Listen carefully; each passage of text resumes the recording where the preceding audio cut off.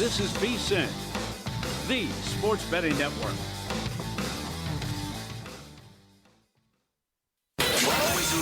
Follow the money. That's what I always say. You always follow the money. Yeah. This is Follow the Money with Mitch Moss and Pauly Howard On VSiN. Here we go. Welcome in. Follow the Money on VSiN, the sports betting network. Mitch Moss along with Pauly Howard. We're live in downtown Vegas from the Circa Resort Casino. Fun 3-hour program lined up today in 30 minutes. Great numbers on the NBA Finals and the NHL Stanley Cup Final. Evan Abrams is going to join the program. In 90 minutes, we're going to go hardcore NHL. Best Bets Game 2, VSiN NHL betting analyst Jonathan Davis on the program. And in the final hour of the program, more hockey and the Belmont as well. Eddie Olczyk is going to join the show. What does he think about tonight's game? And he has nailed the first two legs of the Triple Crown in horse racing.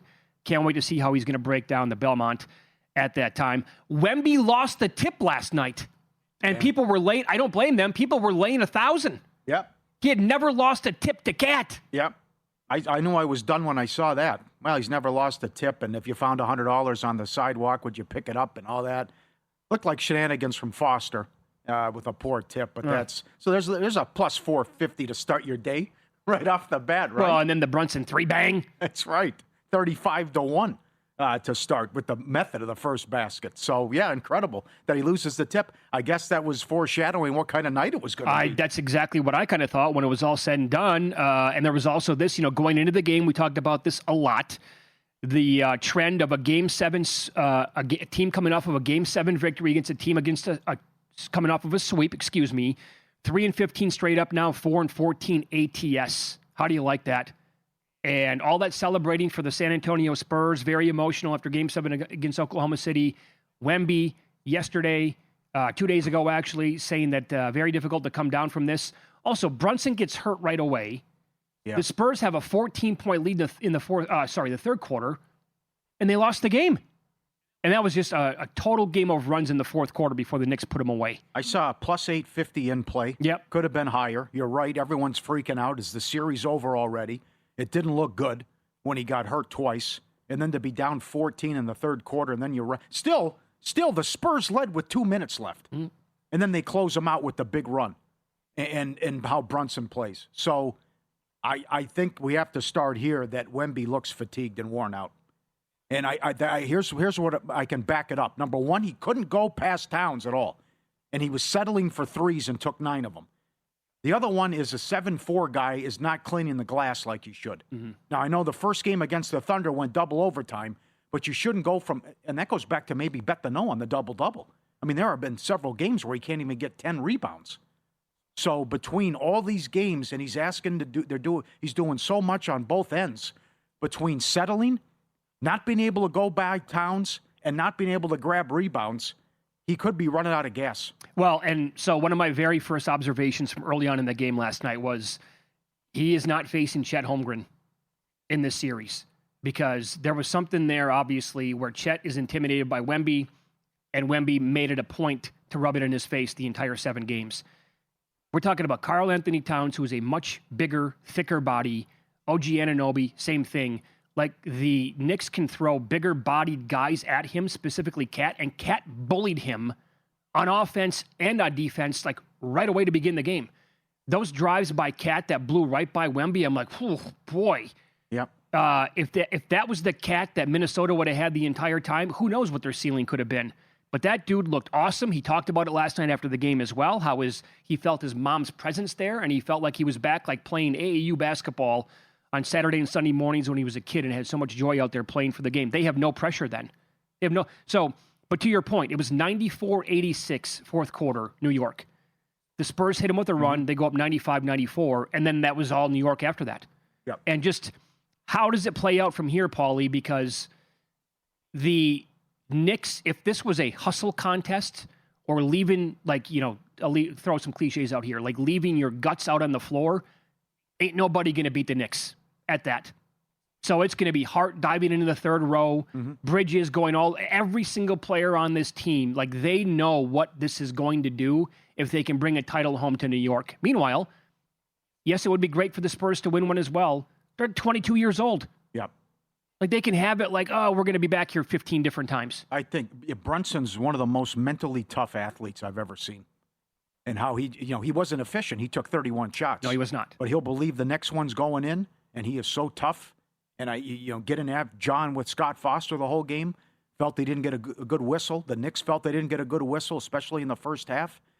But to knock down all those shots and the degree of difficulty and what he was able to do through the injuries, he's a warrior, no doubt about it. But we all can have bad nights and bad games. And certainly the Spurs had a bad. I think Johnson was terrible. Where's Keldon Johnson? Yeah. Why all of a sudden is Harrison Barnes getting playing time? Where is Harper, who had the most points on the team through 3 quarters? Fox is killing you. Fox is either good or he's awful.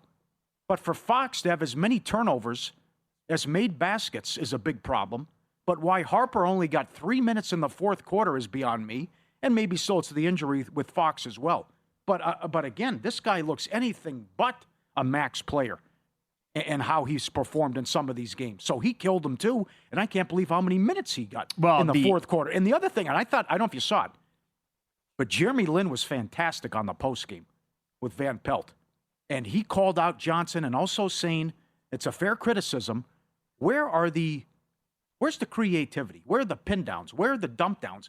Why can't we get Wemby set up on the block? Why can't we get more creativity in getting the ball to Wemby? Why is it so difficult to get him set up or to find his spot where he's comfortable while you're drawing up your offense? I know. Tom Habistro earlier today, very good on the NBA, Yahoo Sports tweeted out like shot charts. And he said one guy is 7'5", the other one is 6'2".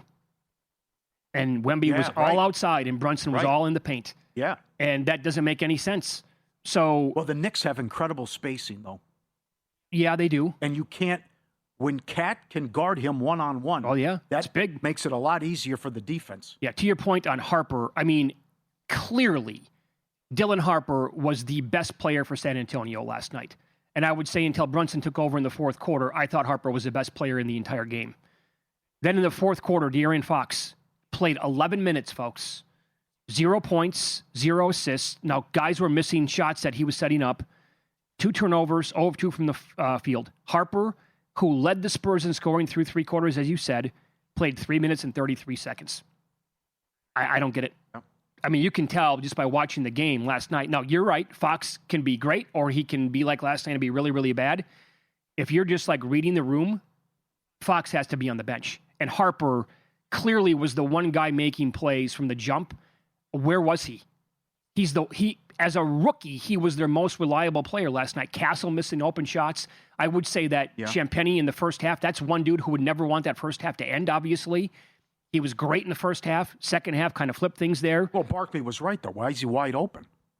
You just get out on him. You can't leave him wide open, and they made the adjustments in the second half. Mm. He's wide open. It's too easy. It was. And that stopped. Free throws in the first half, 12-3. Mike Brown got a tough whistle. The injuries with Brunson early on. Silly turnovers, easy transition baskets for San Antonio as well. Brunson 5 of 15, yet Spurs only up 7. But then they added to the lead, and then all hell breaks loose down the stretch in the fourth quarter. So I'm here for anything now. I know it'll be a fun discussion once we get to it later in the show, but I've won 12 games in a row. 11 by double digits. I'm 11-1 ATS. I'm a 6-point dog. Yeah, the first number I saw last night immediately was 3.5. Wow. How long did that last? 8 seconds? Yeah. Before it shot up. Now, the Spurs, people are going to obviously like them. The numbers already moved. They have been absolutely extraordinary off of a loss, specifically in the playoffs, but it goes back throughout most of the year, all the way to like January. And what about in the first quarter? Home favorites who lost game 1, then favored in game 2 since 2021, 19-3-1 in the first quarter. Spurs, money line in the first quarter since losing game 1 to the Wolves in round 2, 9-2-2 overall. Do we get just that after and they won the first quarter last night? Brunson did go down in that game, but there's also this. Well, we talked about it a little bit yesterday on the show. The points don't matter in the NBA Finals. That's now 63-3-3 ATS over the last 11 seasons, outright winner. Didn't need the points last night. I'm seeing a lot of this. It's men against boys. That might be true. They're so big. They're so the length. They didn't have to put OG on Wemby, and your three best players are 22, 21, and 20 years old. Right. And the experience matters. There's a lot of that. The So other thing I was going to say, Josh Hart had the best game in NBA history for a guy who only made one shot. That has never happened before in a finals game. He led in rebounds, assists, and steals.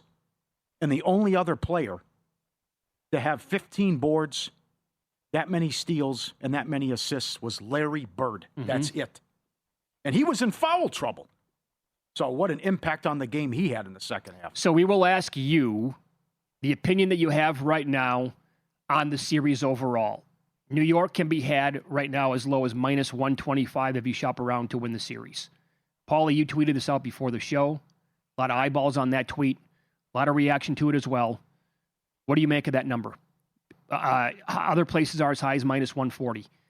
But the Knicks to win the series right now after one game. What do you think of that number overall?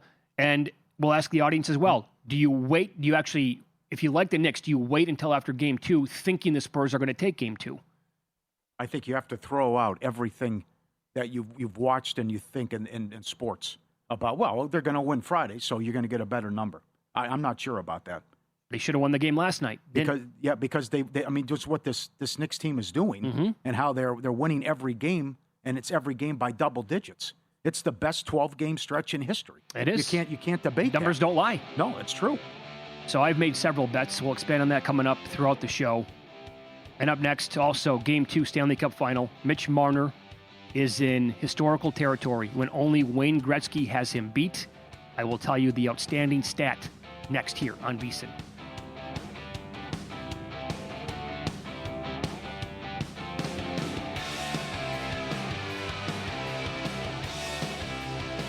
So you're listening to this podcast because you want an edge. But what if I told you you're only halfway there? You've got the mindset. Now it's time to get the toolkit to match. Here's the thing. Pro bettors spend thousands on data and tools, but what they don't want you to know is you can get the same edge for a fraction of the cost with VSiN Pro. With VSiN Pro, you get access to expert picks, public betting data, prop projections, powerful tools, analytics, and more. Tap the link in the description and see why thousands of bettors are already using VSiN Pro to cash more bets.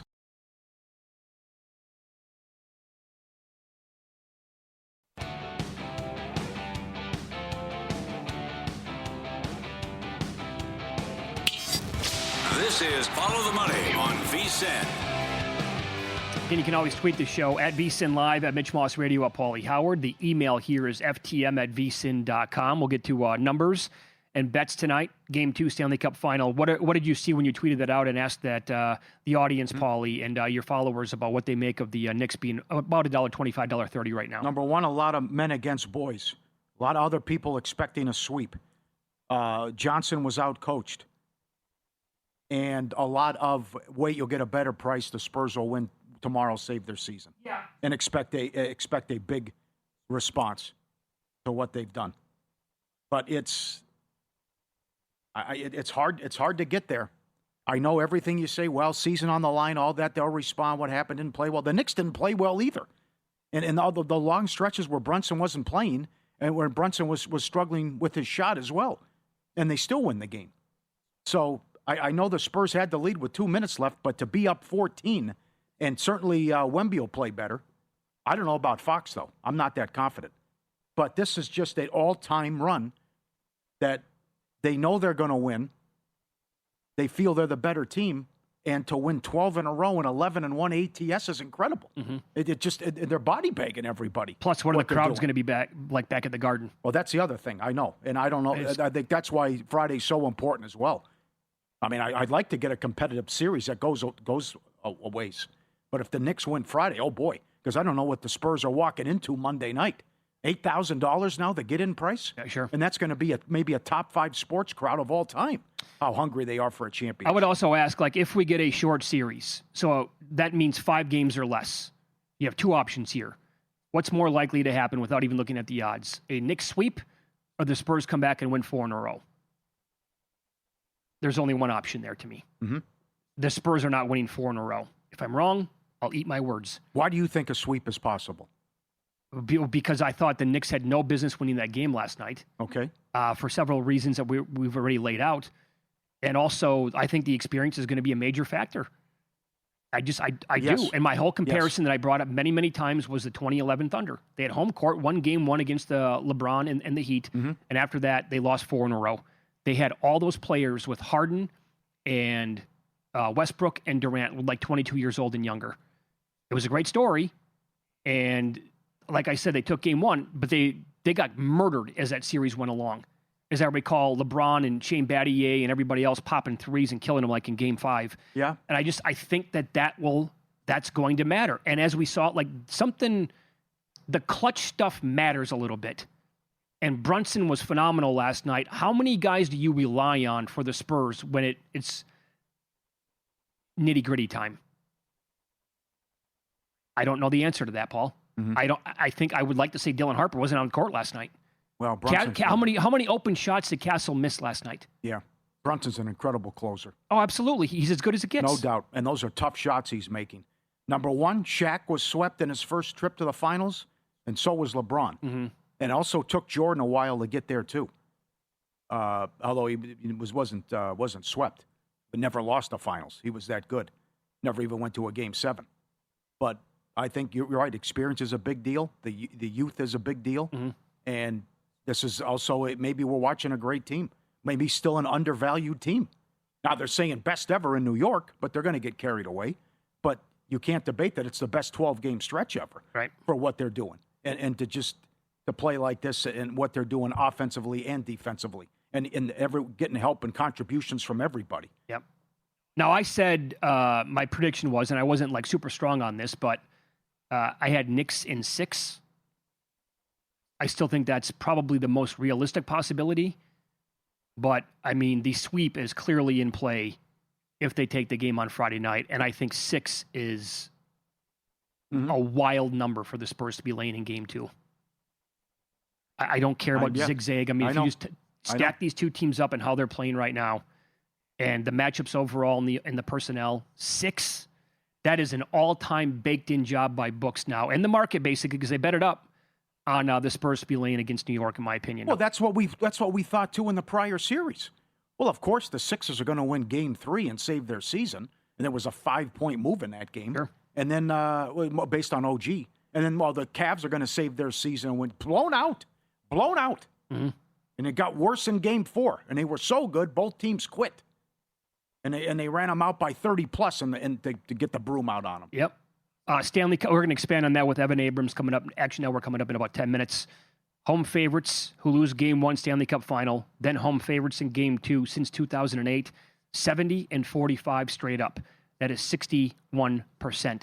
The Canes last lost consecutive games back in January, the middle of the month, and are currently riding a 48-game streak of not losing 2 in a row.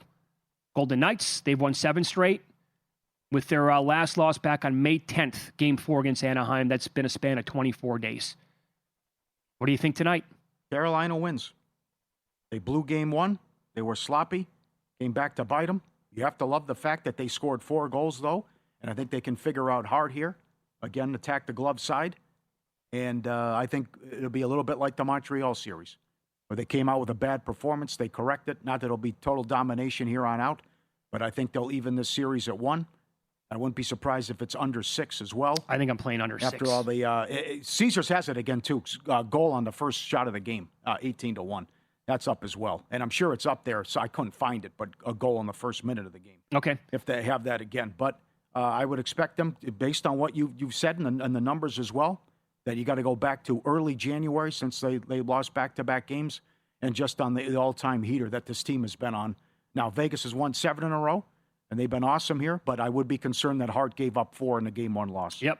More from Jonathan Davis coming up in about an hour on the show, but he wrote this at a great write-up with all the bets today at vsin.com. The Canes also have scored the first goal of the first period in 6 consecutive games and 10 of their 14 games in the playoffs overall. Plus, Carolina scored the first goal in 12 of the 14 games. The first period over 1.5 goals has cashed in 6 straight and 9 of 11 for Carolina. And in 6 of the last 9 for the Golden Knights. A goal in the first 10 has cashed in 10 of the last 14 Carolina games. This is from OptiStats on X, what I was talking about before the break. Mitch Marner for the Golden Knights has 15 points through 9 road games this year. The only player that had more through 9 career road playoff games with a single franchise is the great one, Wayne Gretzky for the Oilers, who had 18 one year. That's come on. More and more reasons here to think that if they win this thing, Mitch Marner's going to take home the Conn Smythe. Obviously, his odds have moved. I think there's like almost – there are some parallels here between the Golden Knights and the New York Knicks, I think. Going on the road, winning game 1. Carolina's never been here before. Obviously, the Knicks haven't as well, but they have so much more experience than San Antonio does. And the Golden Knights, just overall, being here, winning it in 2023 and making deep runs pretty much every single season.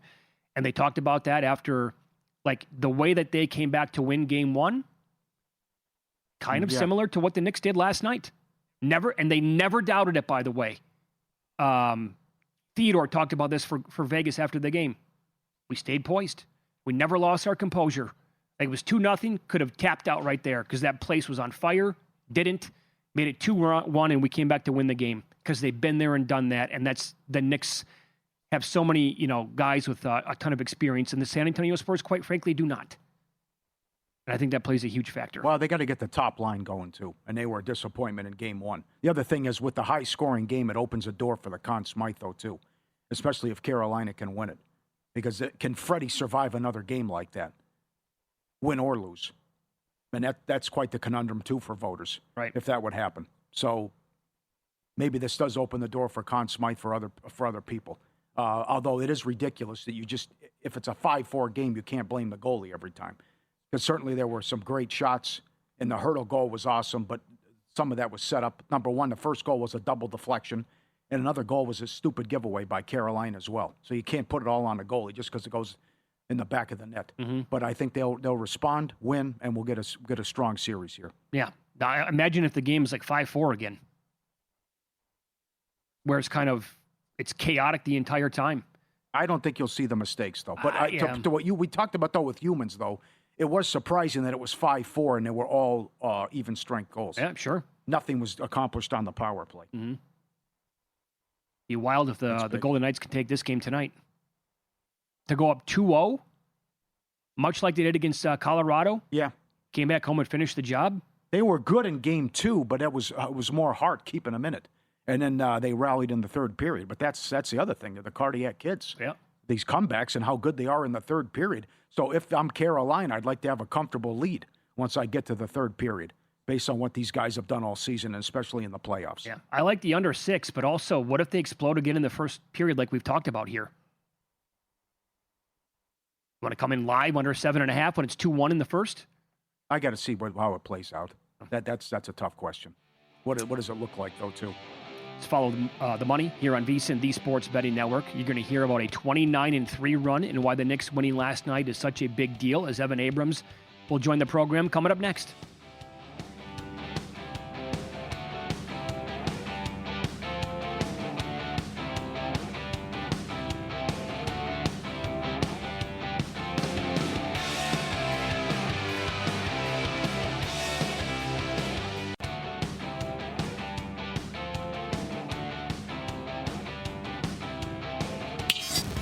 This is Follow the Money on VSiN. A lot of great numbers here. NBA Finals, some on the Stanley Cup Final, as well as we go out to the Progressive Guest Line. Evan Abrams joins the program, does a great job. Media and Research Director for the Action Network. He also was born and raised in New York, lives there now. How about this season that he's having, full year, calendar of 2026? He went to Indiana and is a lifelong Knicks fan. Are you serious? So... Evan, thanks for the time. We appreciate that. And you're walking the streets last night as they were playing Game 1 in San Antonio. Is that correct? Yeah, passed by Madison Square Garden about at least 45 minutes before tip, hanging out about 34th Street, 42nd Street area on West Side.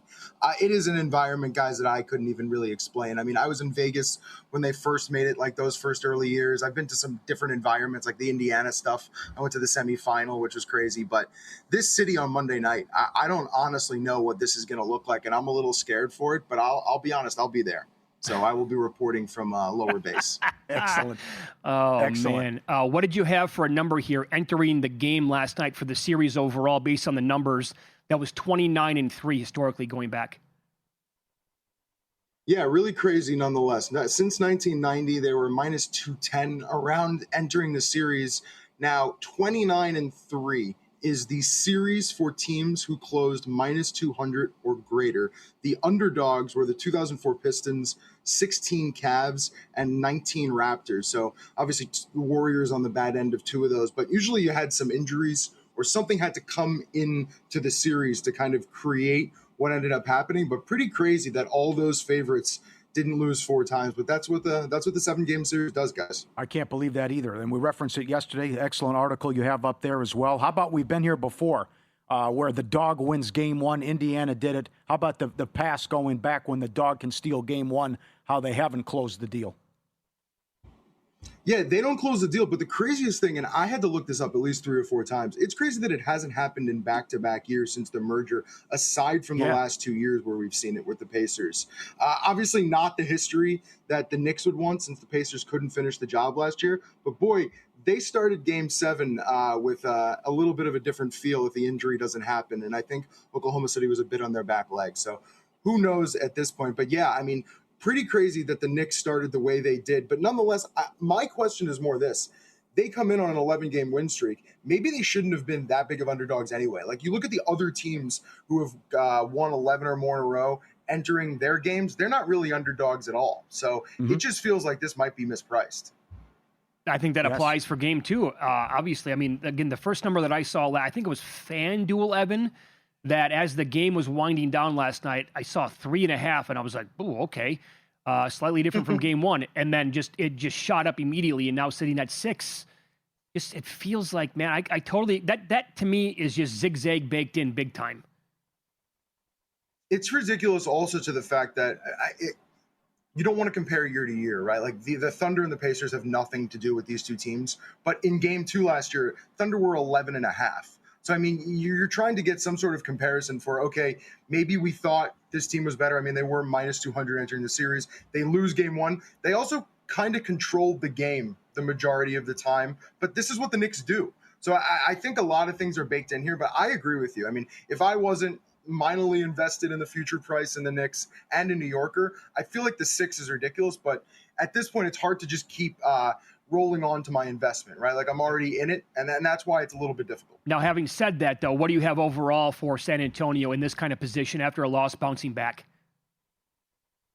Yeah, they do their job. I mean, so far this postseason, when they've trailed in the series 3-0 straight up, 3-0 against the spread, it hasn't even been that close, right? A 38-point win, you've got 21, 27-point wins. They've really done their job.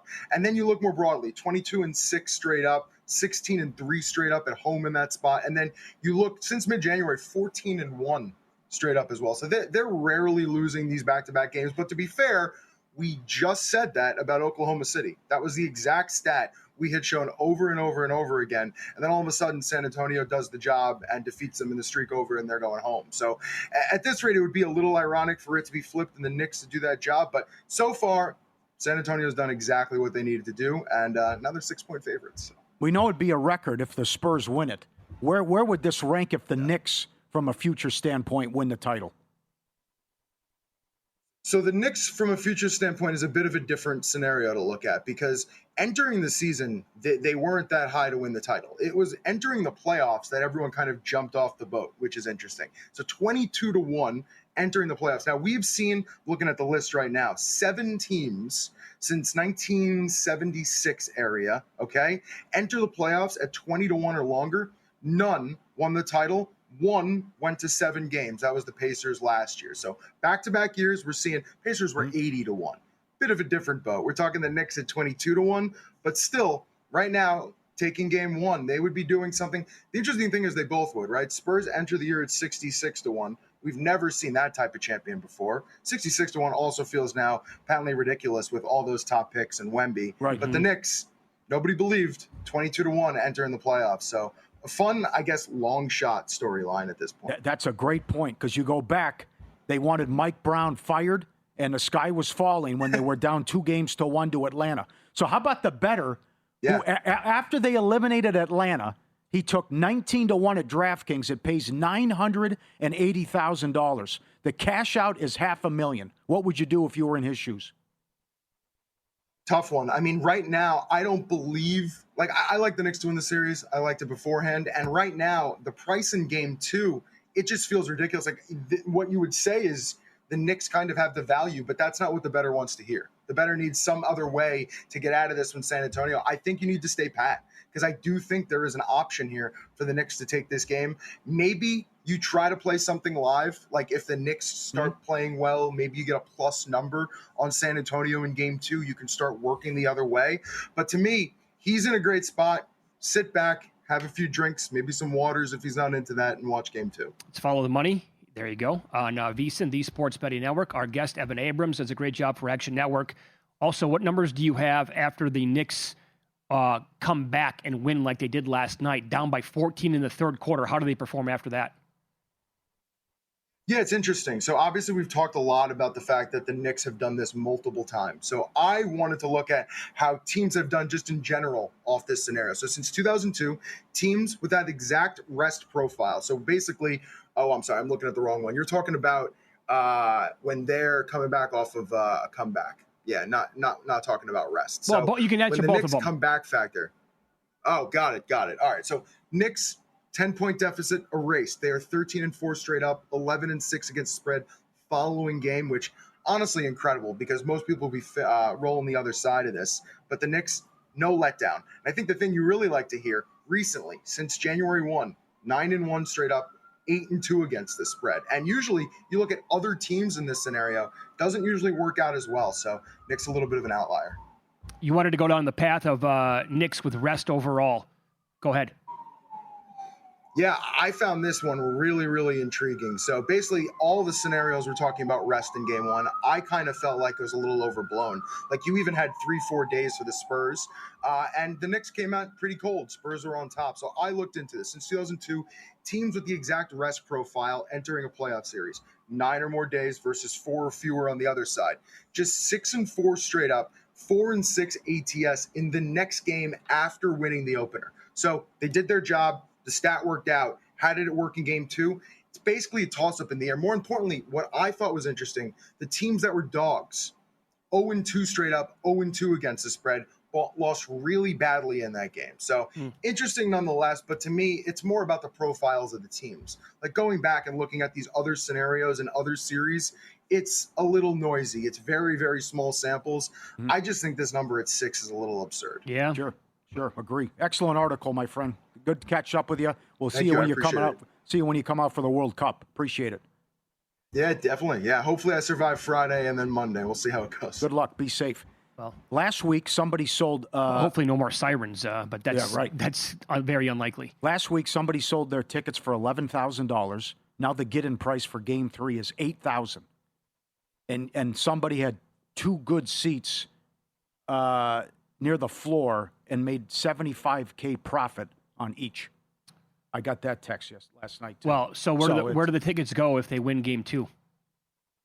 Oh boy! And you can watch Game 4. What? Game 4 in a sweep to close out? Well, they auctioned off. You can bid on 2 celebrity seats, whatever they call them, courtside seats. Right? It's $200,000 right now, and it closes Sunday. So if they win Friday, what Game 4 would go for? It was like a bargain. It would. That's right. It's ridiculous. Yeah. I mean, you just sit in the nosebleeds. It's like $8,000. Think about that.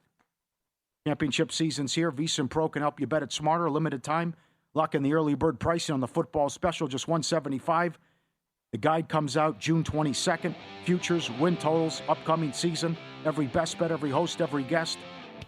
Stanley Cup, NBA Finals, VSiN.com/subscribe. Get it now. Win, lose next. Yet another reason to expect some negative regression from this very popular NFL team. Find out who that is on Follow the Money. It's VSiN, the Sports Betting Network.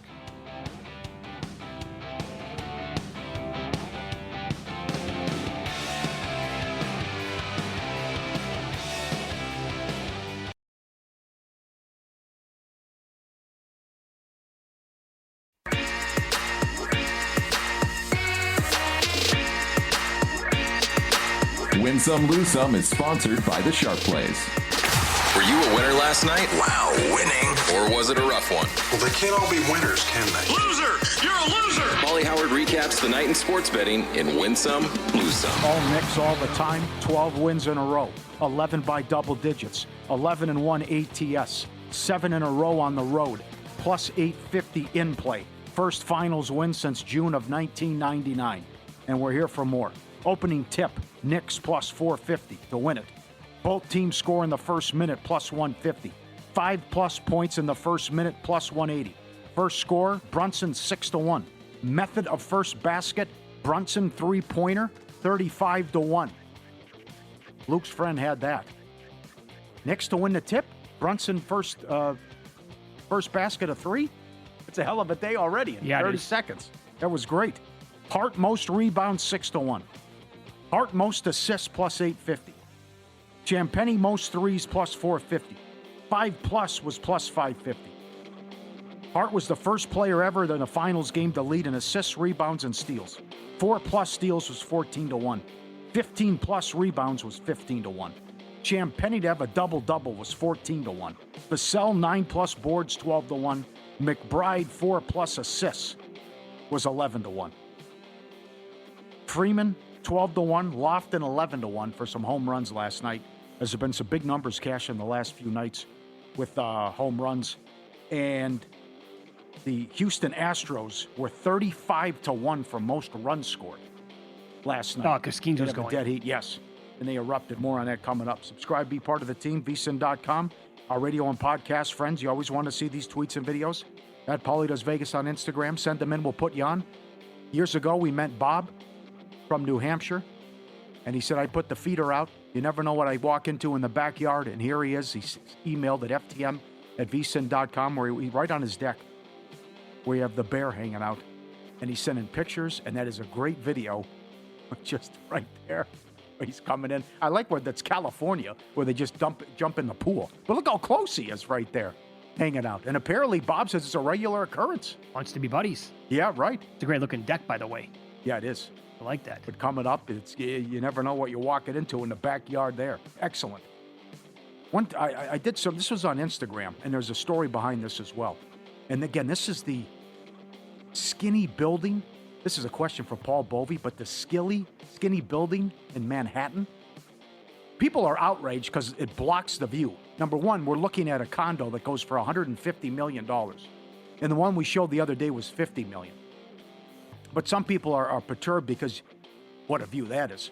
But because they built this building, you can't see Empire State Building. It obstructs the view with some of the stuff. And it only holds 21 units. That's it. The get-in price is $7.5 million. The architect, they did it for $280 million. There's the backstory there as well. But that is, it just, what a weird-looking building, though, right? How skinny it is. And it holds only 21 units. But you're talking about anywhere from 15 million to 150 million, where like Axelrod would hang out in billions. Oh, I can see how people are mad about blocking the view. yeah, sure. That happens all the time. I've heard some HOA horror stories. Oh, yeah. Nothing like this, obviously, but yeah, no doubt. Good. Okay, lose some. Corbin, 0-12 last 13 against the Braves. Good job with the team total as well, as they were great. Also, the fan last night, along with his buddy, banned for life from the NBA who wanted to take a selfie. They ran out there to try to get a piece of Wembanyama. What are we doing here? Wow, the possession's going on, of all things, too. Absolutely. And also lose some, Adam Silver. Take your balls out of your wife's purse. You're the commissioner of the league. They brought in Michael Jordan, and Silver was in the meeting as well, and they still couldn't come to a resolution with the Dolan Oakley thing. Yeah, they couldn't work it out. Oh, like wow. he's still banned. You're the commissioner of the league. Just tell Dolan what to do. Come on. And they even brought in Jordan, who's buddies with Oakley, and they still couldn't work it out. Is that right? Going back. How long ago did that happen? Isn't that like 5 years ago, Oh, my too? God, it has to be at least that long, yeah. Yeah, and a sick beat.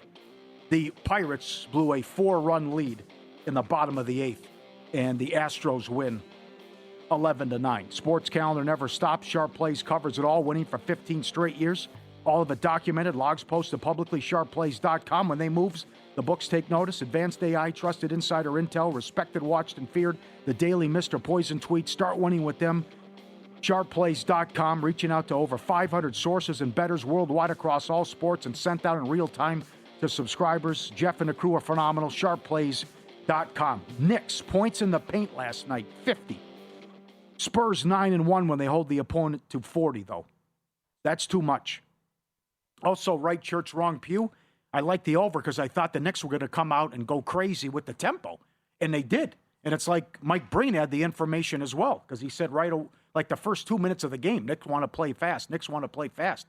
That was too fast, though.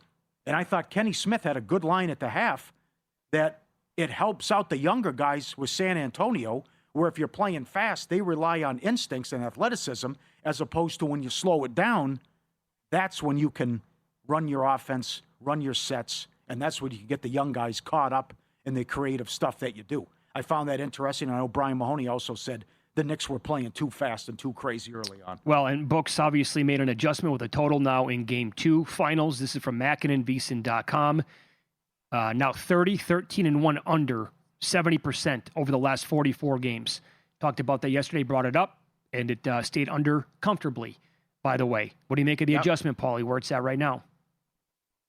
You want to go over? Jonathan Von Tobel, when he was leaving Money Moves today, and we were coming in to do the show, he said, I'm going over the next game. And they did. Both teams did shoot poorly and struggle from three. Yeah, I thought so that should correct itself, especially when they're going to shoot so many threes as well. Spurs had a lot of open looks. Yeah. I thought Castle stunk last night. Yeah. But and Wemby just said, I was bad. I'll get better Friday, and I'm not too concerned about it. Pop called him out, too. So I expect him to respond tomorrow. I think you have to come back. If they put up 3.5, there's 4.5 at Caesars. 3.5's key. I would go over 3.5 again with Cat assists. He had 4 early in the third quarter, and then it died. And I think you have to play Josh Hart points under again. I think 12 is too high. He didn't take that many shots. No, he did I not. also think, look, now there was foul trouble there, too. But I think he knows his role and the impact that guy can make, assists, rebounds, and steals on the defensive end. I think it's more just let the other guys shoot. And it might be. Plus, I got Wemby on me anyways. Play the assist and rebound prop with him potentially. Yeah, right. And also, ladder it. Last 6 days in Major League Baseball, not including today, overs 66%. The Giants are still playing the Brewers right now, 12-5 last check. That game flying over. Giants are suddenly warming up against the Milwaukee. Logan Webb was awesome yesterday in that spot. And what was your reaction to pay off the tease here? Caleb Williams being on the cover of Madden. This used to be a thing where, I mean, forget about it. It was the curse was real. It happened immediately, early and often back in the early 2000s. Dante Culpepper, the first guy. Yeah, it was injury related. Yeah, it was. And then Michael Vick the next year. Yeah, gets hurt. Only played like in 4 games. But in recent years, I mean, it's fun to talk about. But Dante Culpepper was on the cover. Oh yeah, 25 years ago now. Oh my God. Yeah. After he played so well in his second season, I believe. Or third season? You could throw to Moss. Come on. And so the Bears are a team that we're going to expect regression from this year anyway, Paul. How does a team possibly win as many games like they did last year, final minutes when they were down and trailing and completely out of these games? It's a brutal division. Yep. You're right with how they set a record for all the wins when trailing late. It was a great story. But I can't put anything past Ben Johnson, though. That's the thing, is that they were so poorly coached with Eberflus and how bad it was the prior year and how he came in and made it. Because people were all over Williams. Boss, terrible pick. What are you doing? Outrageous. And how it looked last year and the fact that they almost went to the NFC title game. Yeah, that's the one thing that would be like, very difficult schedule. They get a break with the rest advantages throughout the year. That's big, yeah. It is. But it's like it's Ben Johnson and Caleb, and I fully trust that guy, man. Lions will be better. Easy schedules, you pointed out. Vikings will be better. I mean, a big deal with Murray coming in. Yep. And the Packers are going to be a force, too. Although that was a big overpay on what they gave Watson. I totally agree. Way too much money there. Outrageous contract. So we talked to Evan Abrams in the previous segment here. Again, born in New York, lifelong Knicks fan, went to Indiana. So how is his 2026 going? If you, Luke, put this together, if you parlayed Indiana along with the Knicks to win championships this year, $100 would have paid about $101,000. Yeah. How do you like that? He's living right, no doubt. You might be right too. I mean, it's going to be ugly in that city if they win the title. Yeah, I don't want to just see how. Remember, it's like Evan said. It's 143 combined seasons without a championship for New York. I'll give you another thing from Josh Hart as he joined Dennis Rodman as the second player ever to do this in a finals game last night. Details coming up here on Follow the Money.